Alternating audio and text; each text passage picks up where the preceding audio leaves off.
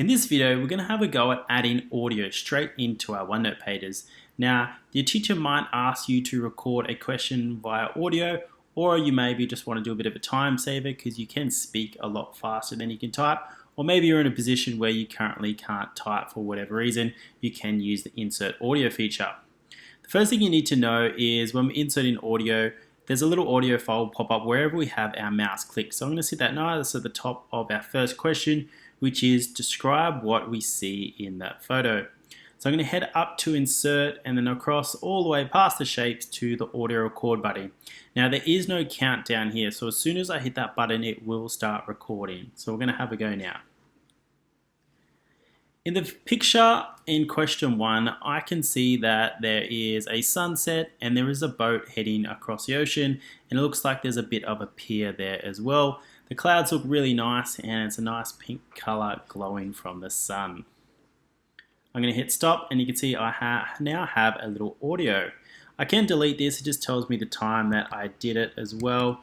And I can right click that, I can play, open, quick look, save, or I can rename it. Because I might want something different to audio 1 and I might change that to question 1. And I'll rename that there. Then when I click on that, in the picture in question 1, I can listen to my audio recording. And if I can listen back and I didn't like it, I then can go ahead and delete it and I can record again. I'm going to have a go at question 2 and I get you guys to have a go at question 3.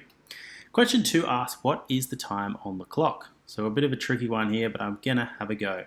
Insert, audio recording. The time on the clock shown in question 2 is 1 o'clock. And I know this because the big hand is pointing towards the 12 and the small hand is pointing towards the 1. Stop my recording. I'm going to delete this little bit here and I'm going to rename that to question 2. And then I could go in and listen to that, or your teacher could go in and listen to your response to that answer. So I'm going to get you guys to have a go at doing question 3. The other option for inserting audio is you can also just insert an MP3 straight onto your page as well, if you have one, by inserting a file or dropping and dragging that audio straight into your OneNote page, and then your teacher would be able to listen to that as well.